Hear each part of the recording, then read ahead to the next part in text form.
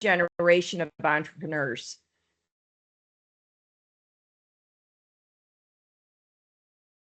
Frank, I believe you went on mute. Oh, sorry, Yes. Mike, if you would. Thank you. Sure. Thanks, Frank, and good afternoon, everybody. I'm Mike Nathan. I'm currently the CEO of Mendota Health that's located here in the Twin Cities.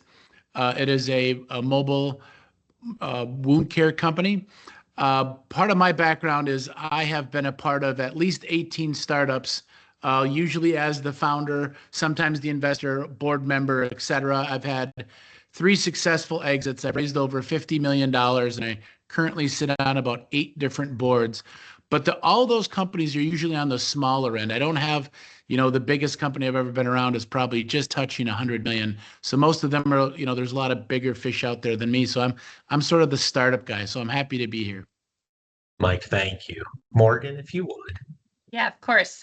Pleasure to be here as well. So Morgan Evans, I am the co-founder and CEO of Agitated Solutions. It's a company that's doing a couple different technologies around enablement and enhancement of ultrasound. Similar to Bev, I was an engineer that also got an MBA, and then likewise with Mike, have spent most of my time on the earlier side, either board as a part of companies I've helped co-found, or actually more recently, acquired a business that have been on the board through that, and then a couple other lenses. I also sit on a board with Mike, which makes this a fun dynamic as well here. So pleasure to be here. Love it. Thank you. And Justin, if you would. Yeah, hi everyone. Justin Klein. I'm a co-founder and a managing partner at Pensana Capital. We're a Medtech focused venture capital fund. I'm based in the DC area. My partner Kirk Nielsen's in Minneapolis, and we have a total of 17 members on our team spread across 3 time zones. We've been working together since early 2019, late 2018. Manage about $1 billion and focus on medical technologies, including med device, diagnostics and tools, select drug delivery, and digital products. And prior to my time with Pensana, I was a partner at NEA, also here on the East Coast. Wonderful. Thank you. And thank you all. I really appreciate you all taking the time today. First question that I'm going to ask is going to be for everyone. We're not going to ask all of you to answer each question, but this one, I think, because it's so fundamental, is important to get all of your views, which is just, what is the job of a board director today in your view? And Mike, I see you nodding your head, so I might start with you. Sure. Well, so I think the job of a board director today is, it's the same but different. If the old job was oversight, right?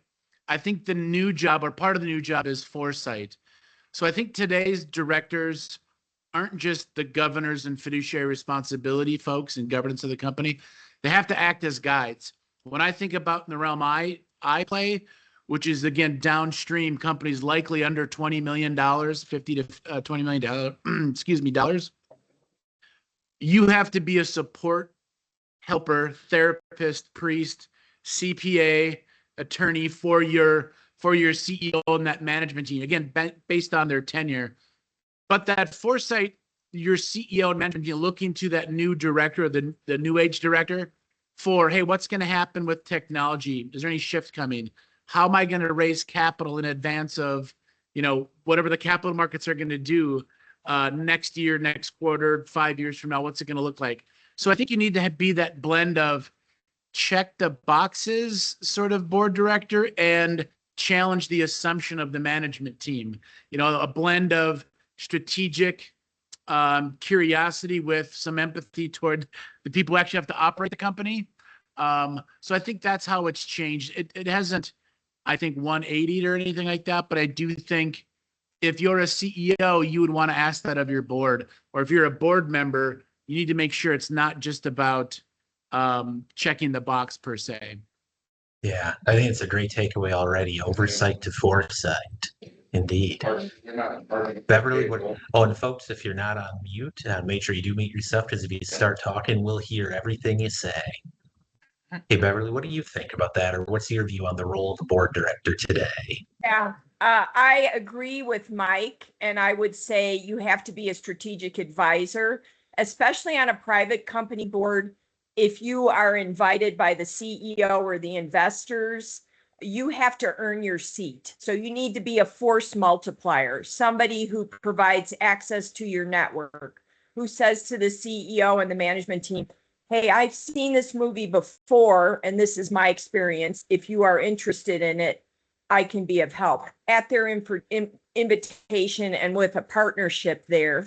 And a lot of times, if you're a former CEO, you are an advisor or maybe a confidant for the CEO to work through some issues and kind of, analyze a problem with them, explore solutions, maybe before they go to the full board. Not to hold anything back from the full board, but really be a resource that they can use to work through things. So I agree with Mike. You need to be an active force multiplier, someone who helps solve problems, suggest solutions without running the company, and you have to earn your seat at the table. And if you're not doing that, then you're probably not the person who should be on that board.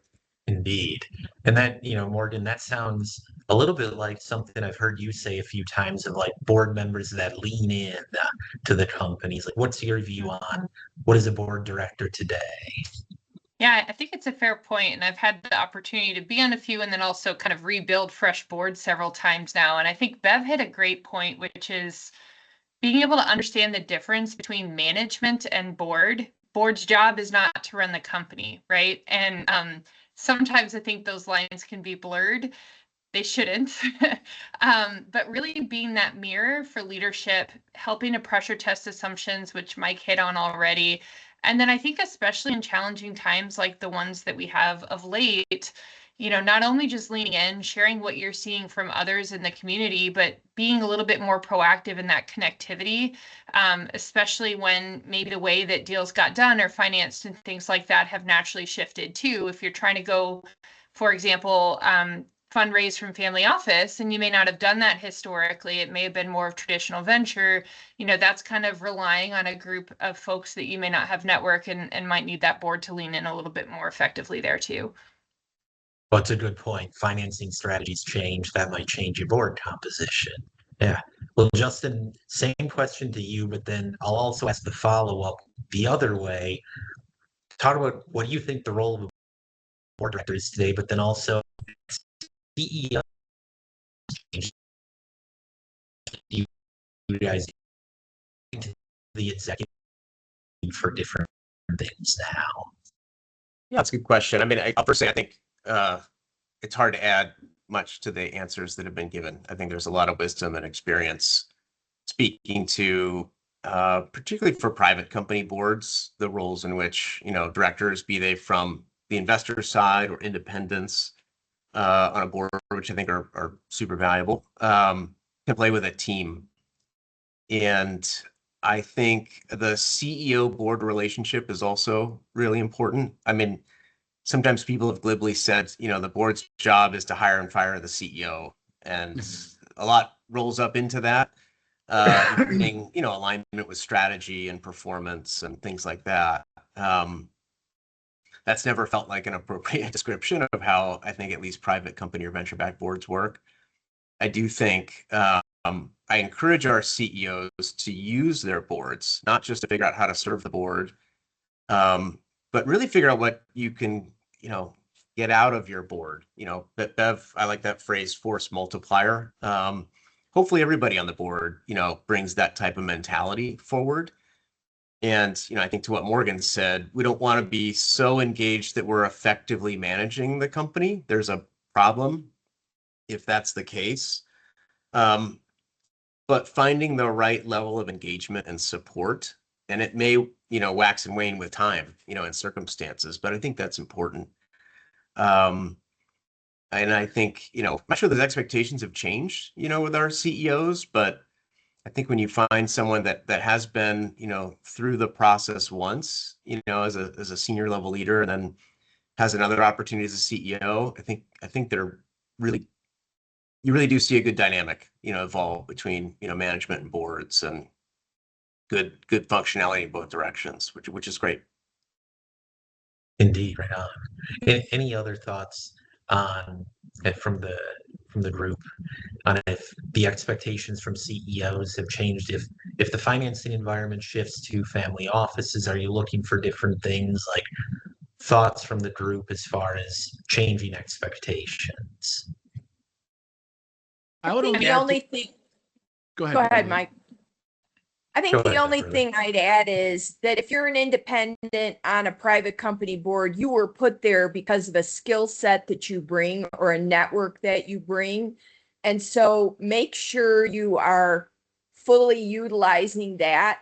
And you know, if you've raised capital through a grant or through a family office, that you're bringing that and that you are willing to use your connections and your reputation to help that CEO. If you're not going to do that, again, you're not the right person for that board. So you got to make that commitment and come in with contributions. And as a CEO, when I was a CEO, I would want that. How is that board member going to help me see something differently, help me get access to capital, point out my blind spots so that I can address them?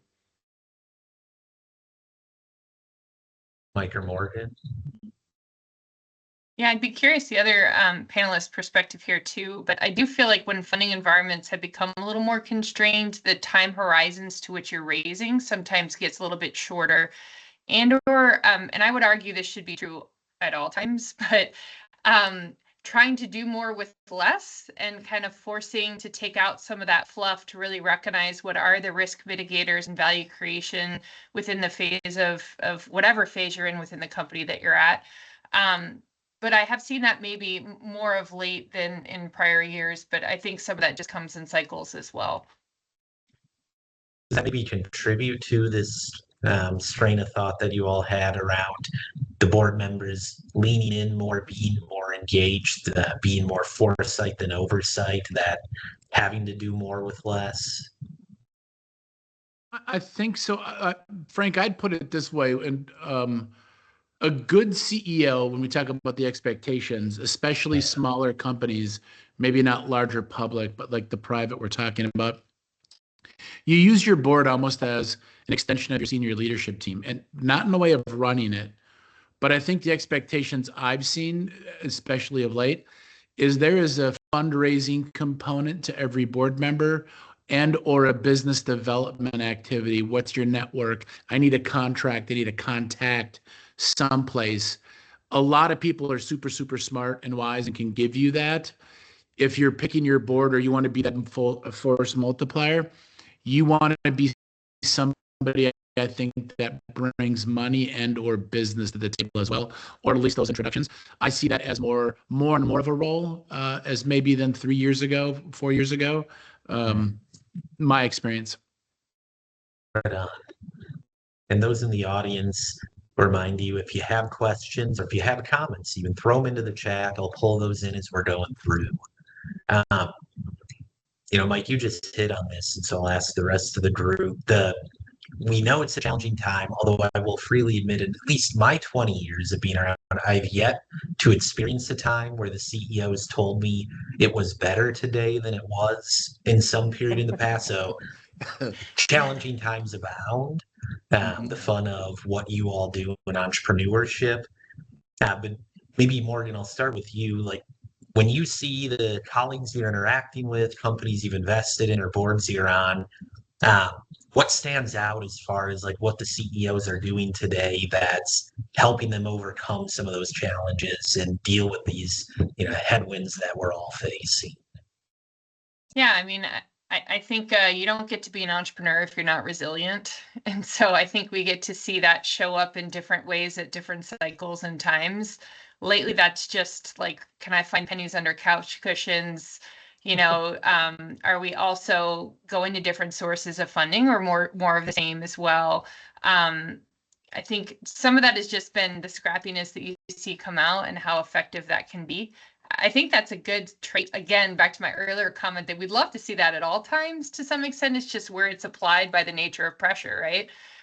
But it does feel like people are figuring it out and often in a little bit less conventional ways. I think less conventional seems to be the convention for many, many companies nowadays. And maybe, Justin, I'd ask you, coming out of NEA as you and Kirk and others built Vensana, you've gone through multiple funds, invested in a lot of different companies. You've seen investment cycles. Has syndication changed? Had the way you are doing deals changed in that time? What has changed in, say, the last 10 years or so that maybe is influencing how you think about building the boards, building the management teams, ultimately building the companies? Yeah, I think you have to go back a little bit beyond 10 years, but in the 2008 to 2013 time horizon in medtech, there were real challenges navigating FDA expectations for getting IDEs started. And one of the things we learned was that you sort of needed to invest after the IDE was approved to have a predictable path to starting the trial and really being able to budget for a round of financing that covered your clinical milestones and regulatory process. We've made a ton of progress since then. The FDA really is not the issue. I think they've been a great, partner to innovation. But the reimbursement landscape is incredibly challenging for truly innovative products that may lack codes or payment or coverage policies. There's a long-winded way of getting to the answer of we have evolved our financing strategy to try to anticipate where the obstacles that would inhibit adoption need to be overcome from where a company is today to getting to a scalable US commercial business. Sometimes it's evidence generation, a regulatory path after which they fit into an existing reimbursement framework and you could go build a business or an acquirer could be productive with it. In other cases, those things are going to need to be built, and we know that that can take 6-7 years post FDA approval. And when our funds are 10 years long, we have to be very careful with where we think about initiating an investment and what work has to be done, including the time and money associated with that, to get to a place where others will value, that product commercially or economically. And so I think it does predate kind of the 10-year look back, but in that window, we started to recognize having a great clinical trial or having a great regulatory approval or a PMA was not sufficient. There's a lot that has to come together to enable an innovation to be accessible to patients. And we have to be selective with how much of that timeline and capital requirement we can fund with reasonable expectations around, venture returns to get there. And so we've been sort of employing that philosophy, as we've built the firm and the portfolio. It still allows us to invest early when we see the opportunity, but oftentimes, we may have to come in late because some of that later stage commercial development work, reimbursement work is an important part of the process. So that kind of sliding aperture of time horizon is really important to us. Indeed. And I think, huge credit to a lot of people in the industry who confronted that FDA issue in 2008 to 2013. I remember those times and how much better it has become. This is a different webinar, a different day, but I'm still amazed that for as long as we've talked about the reimbursement issue, the limited progress we all seem to have made and kind of the weight that is on so many companies in the industry. So very good point. And maybe that should be the next webinar discussion, folks. Mike, I want to ask you kind of a similar thing. You've recently started an investment fund. You're investing in some med tech and healthcare and other things. What's your perspective on how's the investment landscape evolved and how are you approaching, med tech investments today? Yeah, good question. And when I think about Exit 156 is the capital venture capital fund that we started. One of the things we like about this environment, and one of the things we've recognized is I have some experience with the Silicon Valley bank implosion.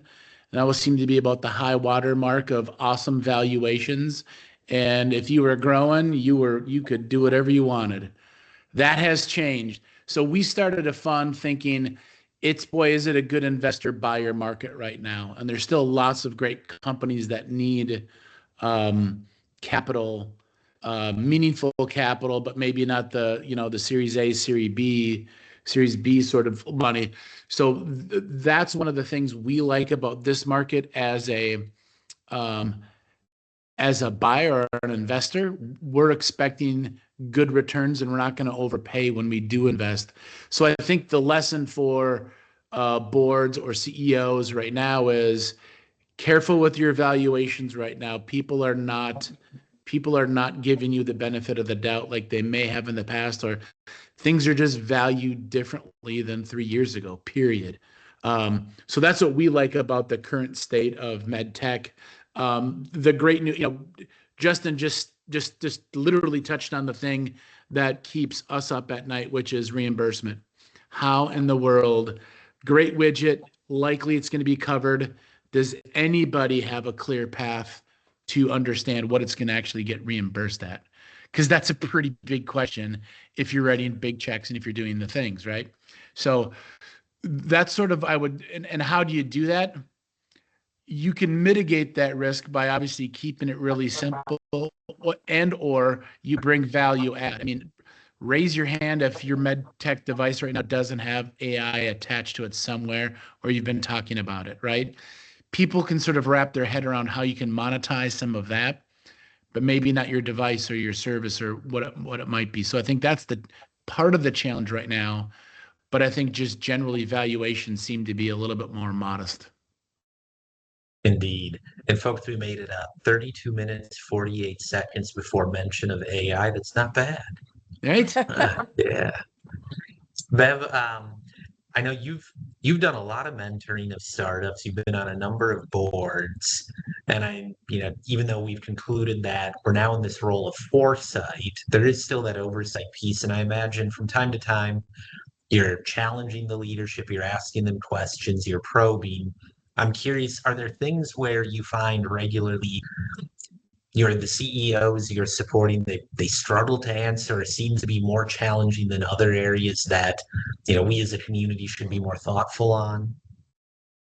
Yeah, I try to come at it. So if there's a particular strategy presented, I might ask, okay, what if it doesn't go this way? What is the backup plan? What's the worst case scenario? What are the early signs that you can see that this will work? Kind of what are the steps along the way so that if we have to go a different direction, we have early indication. I also like to know what do you think our competitors say about us? What do our employees say?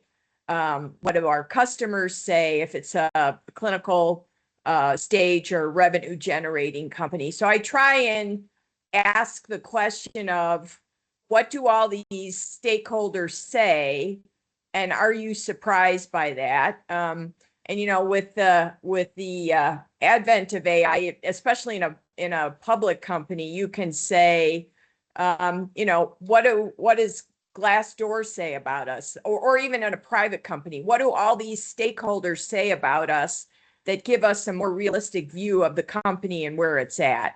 And so I think sometimes startup CEOs struggle with the alternative plan because you don't have a lot of resources and you're going down one path, but you do have to think about, okay, if we only raise 6 million, what are we going to do with that 6 million?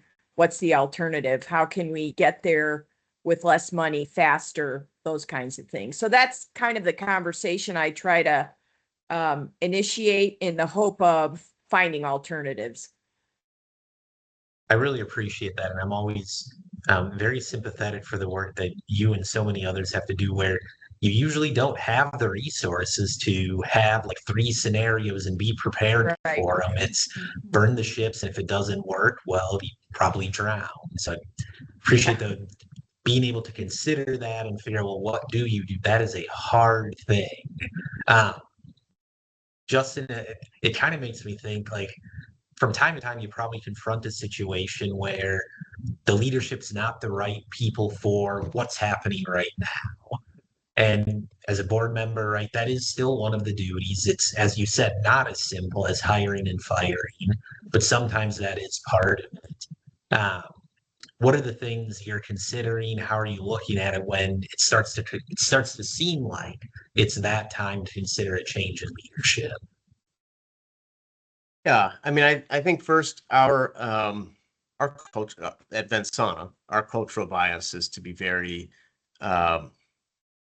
we champion the entrepreneur. So we think that's first of all, we invest when we see insight into a market and an unmet need and a solution that, you know, is built upon their experience. That's really pretty core to our investment thesis. The passion and the commitment that they have for their companies and this solution they want to bring forward is also incredibly powerful. These are really hard undertakings, and to be mission driven and that committed is important. So if we see things that we're missing, so to speak, or seeing concerns, we first of all tend to be very patient. And I think probably to a fault, we often will take too much time and will burn more money than, you know, you wish you had when you look back 6 to 12 months, you know, after the decision is made. But I would say the first strategy is to try to coach and help and support. The second is to make sure you're adding team members to the team that have the requisite, you know, experience and capabilities, not just for today, but looking out, you know, 2 years plus. Most of our teams have some room, right, to add and increasing division of responsibilities and things like that. That's part of the natural growth cycle. But then sometimes we feel like, okay, we keep adding and we're not seeing the right solutions. We can't over add. We can't have, you know, 6 C-level executives. We've got a challenge probably at the CEO level.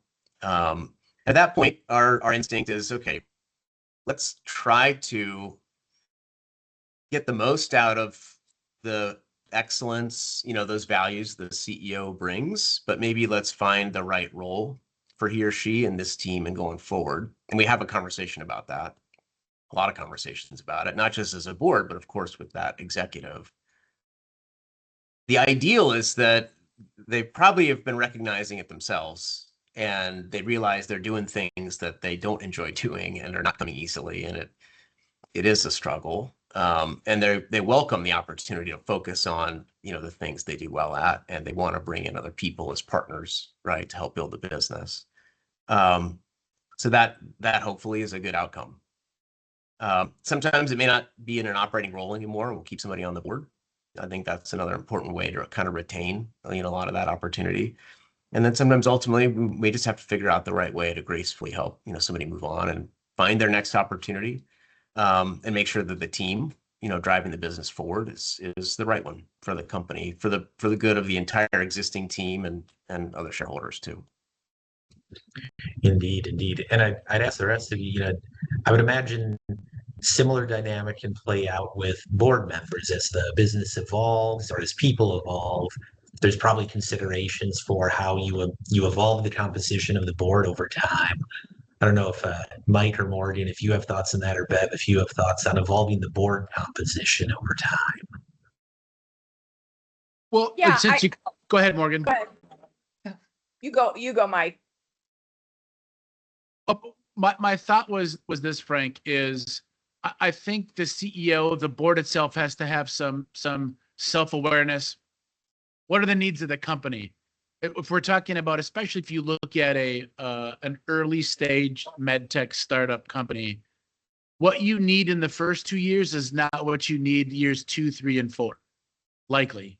I mean, there's an expertise, or there's a set of networks you want to tap into that don't look the same. Now you know, guys like Justin and sometimes like me who put money in, they're going to be around for a while. You know, deal with it. We're going to be there forever. And there are lots of ways to tap into new and other people. And I think you make that decision, you know, with the senior leadership team and the rest of the board. What do we need on this board? How many is too many? How's, you know, too few? All that. So I think you come up to that rationally and be smart, set board terms for the folks that need it. So you can, gracefully, and there's an off ramp with some dignity to some of the board members. If they're not additive, we need a whole nother Zoom or another session to talk about hostile board members, because good luck, there's no rule of thumb there. You just have to figure that one out.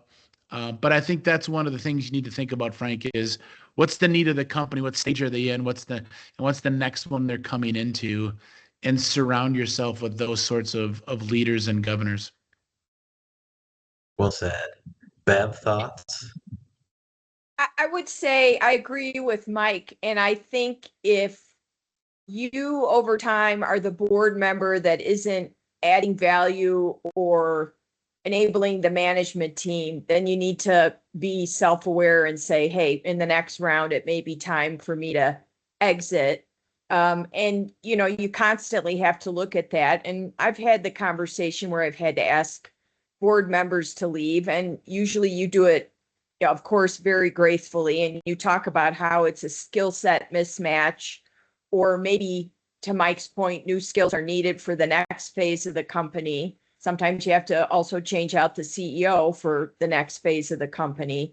And I just think you do that. You try to do that as graciously as possible and keep it as factual as possible. But, it doesn't mean you should be there forever. And it's good to get new board members, new insights, new views on a company.